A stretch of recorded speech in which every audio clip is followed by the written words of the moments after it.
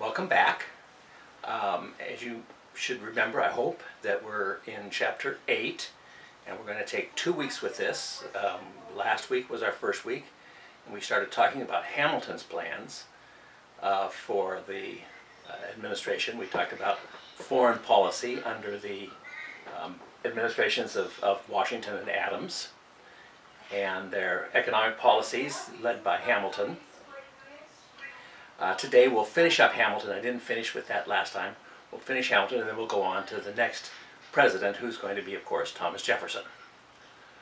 But we talked about Hamilton's proposals, and I'm presenting it with 3 main proposals that he made to Congress. The first was for the tariff, to provide the government with a source of revenue. The first thing we've got to do is we've got to get some money, and so that was the tariff. He had other forms of money. He had taxes on whiskey and some other things like that, but the biggest item was going to be the tariff. And that, I told you, was passed with relatively little opposition in Congress. The Congress was what Americans wanted from Congress. It was sort of a non-partisan, non-political body.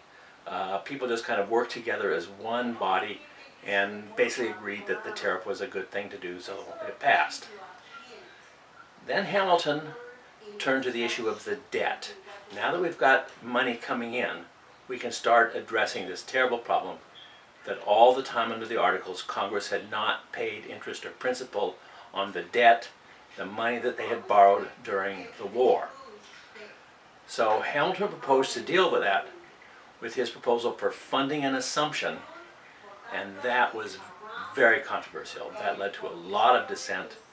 Southern states were strongly opposed to funding because they figured correctly that it would benefit the North at their expense. So they were opposed to that. That was sort of settled by a compromise to locate the national capital in the South, on the border between Virginia and Maryland. So that kind of took care of that issue. But his proposal to fund the debt at par, pay full face value, plus interest, because some of these bonds have been out there for many years and the interest has just piled up every year. He's going to pay all of that at full face value, and that's going to benefit some people very extravagantly. Some people are going to make a huge killing off of his proposal for funding the debt at par. And they accused Hamilton of using inside information to benefit his friends. The debate was very ugly, a lot of opposition, a lot of personal comments back and forth as the Congress became very divided into 2 parties that started calling themselves eventually the Republican Party, opposed to Hamilton, and the Federalist Party supporting him. But it turned out that the Federalists had a majority. There were more Federalists than Republicans in Congress, and so they voted, after a very bitter debate, they voted to approve funding an assumption. And as I told you, that worked out very well for the country. It solved our debt problem. It solved our credit problem. It gave us a good, reliable source of income. And to this day, U.S. government bonds, which were, as of 1790, worth half their face value, U.S. government bonds are today the most solid investment in the world. So we're still benefiting from Hamilton's plans to this day. Now, he's now going to turn to the third issue that's a problem in this country. And this is the issue of money. We need to have a reliable form of money in this country. And you remember we've talked about this a little bit. This is a complicated subject. Money, if you remember, is gold, but there's never enough gold around to finance all of the projects that could be financed in this country. The United States is a country of vast resources. We have tremendous opportunities here for people to make a lot of money if they can get control of these resources, and then if they can get the money to invest in facilities, whatever, to do it Even such a simple thing as buying a farm. You can get a farm at a low price, relatively, but you probably need some cash, and you need to be able to borrow money. And there's never enough gold to satisfy all the demands for it. There's just lots of opportunities if you can just get your hands on some money, which is still sort of true today. You know, if you get some money, you can invest in all kinds of businesses that will be successful, and you can make a lot of money. But you need to get that money.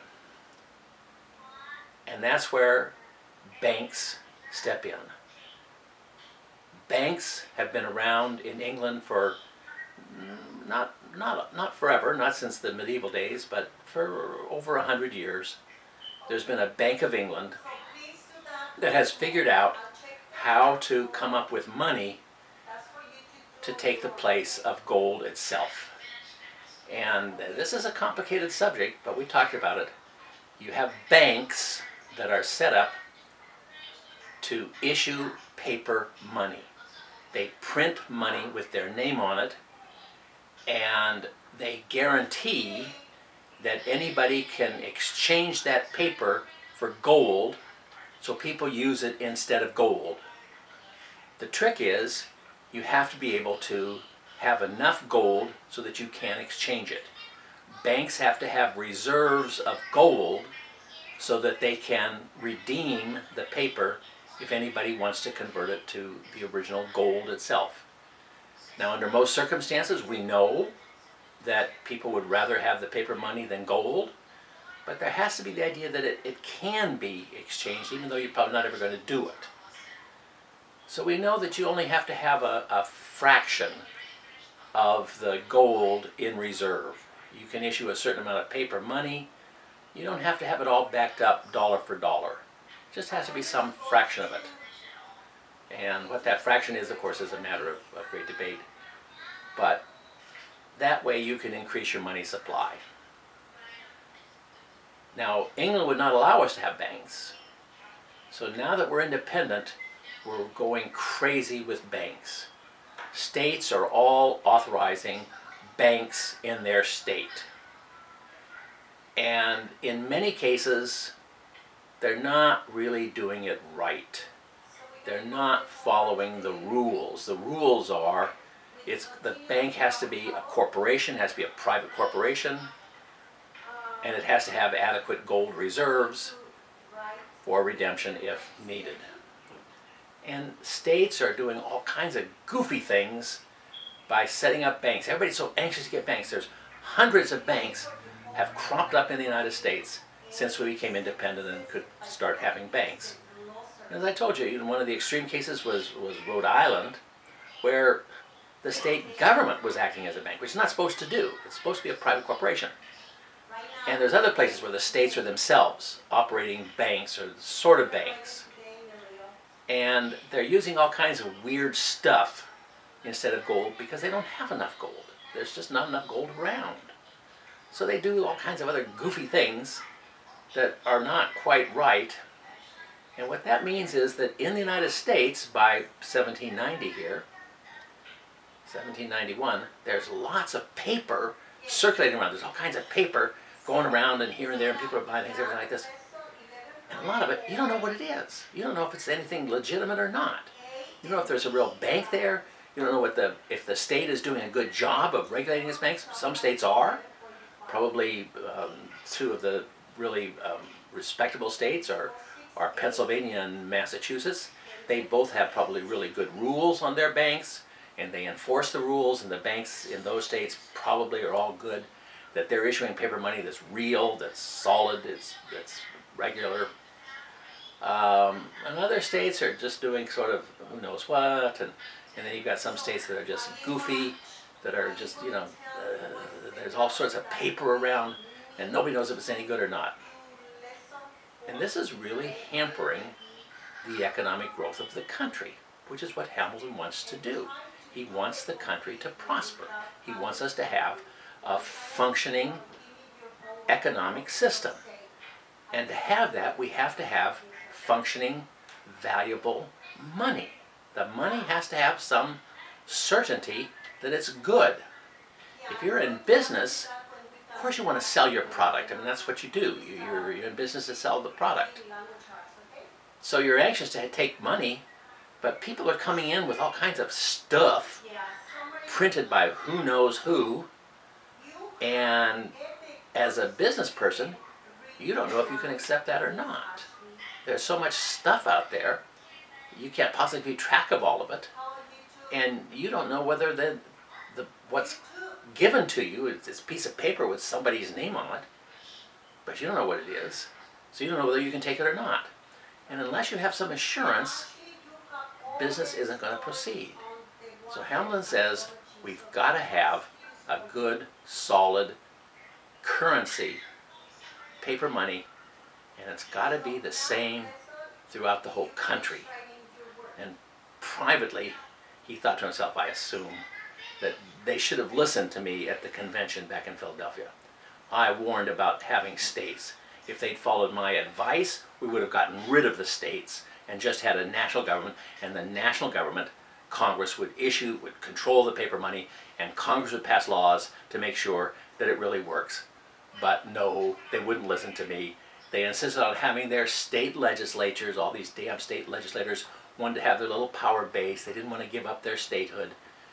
So we've got 13 states, and each state is doing its own thing, and who knows what they're doing. I mean, every state's doing something different. As I said, some are doing a good job, and some are just sort of wahoo, wahoo, wahoo.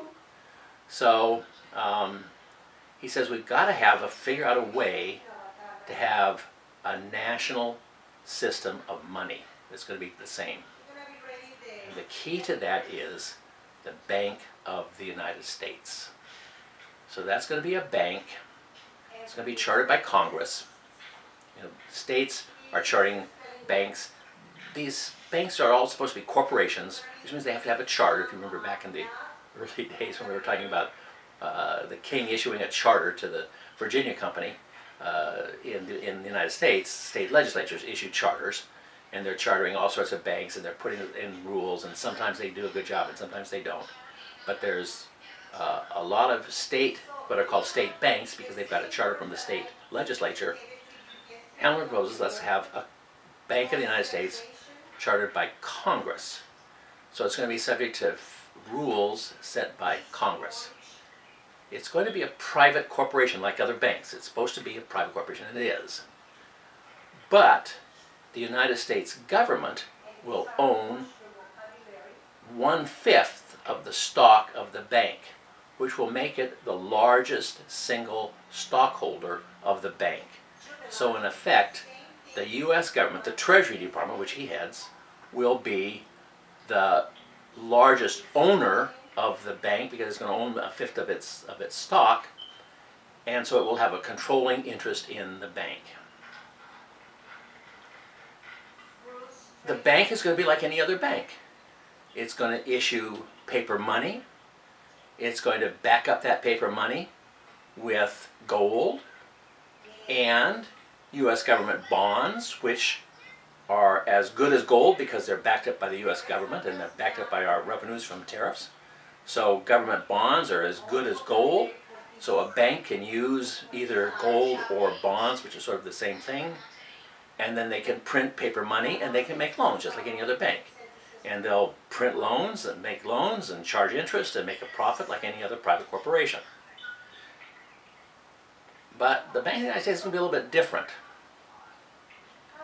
It's also going to be the bank that the United States government uses for its own financial accounts.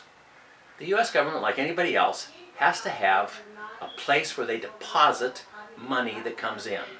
When people pay taxes to the government through the tariff, or when the government sells land to somebody, it gets money. It has to do something with that money. So the bank is going to be the bank that the U.S. government uses for its own purposes.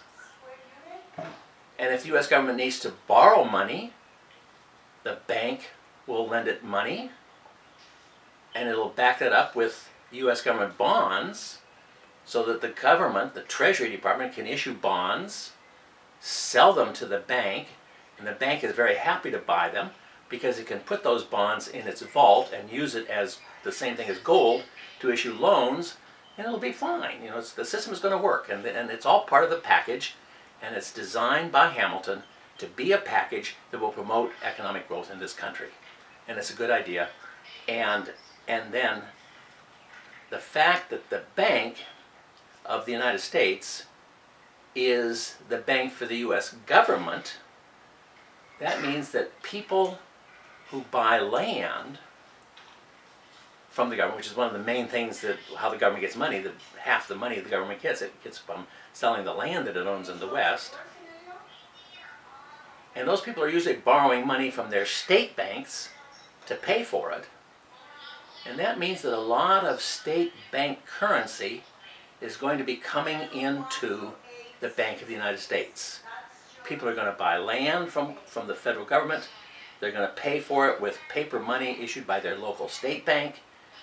They'll pay it to the U.S. Treasury Department to pay for the land. The Treasury Department will deposit it in the vaults of the Bank of the United States. The Bank of the United States will then be able to monitor the amount of paper money coming in from banks all over the country. People throughout the country are going to be paying the federal government money for one reason or another, and that money is going to end up into the vaults of the Bank of the United States, where the Bank of the United States can keep a track of it, and they can tell if some state bank is issuing excess paper money that may not be adequately backed up by gold. So they can kind of keep track of every state bank in the country.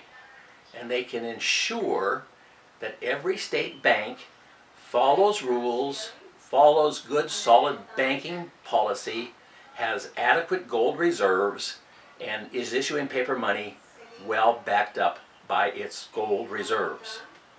So this is what Hamilton wants the bank to do. It's going to be, on the one hand, it's what we call a commercial bank. It's going to be a bank like any other bank. It's going to be making loans and charging interest and hopefully earning a profit.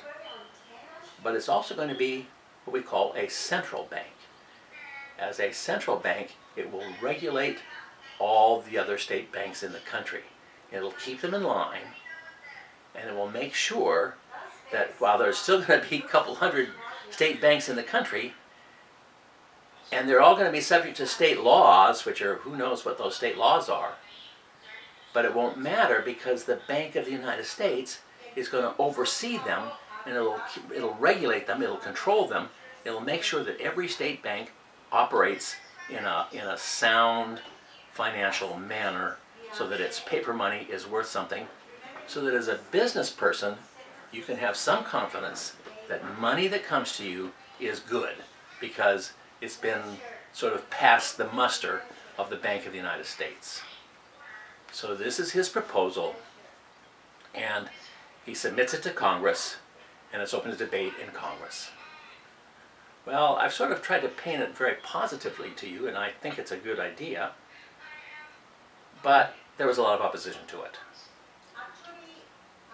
James Madison and the Republicans attacked the proposal, and they charged that it was unconstitutional. President Washington has sort of followed the debate. He knows that issue has been raised. Congress passed the bill. The Federalists have a majority.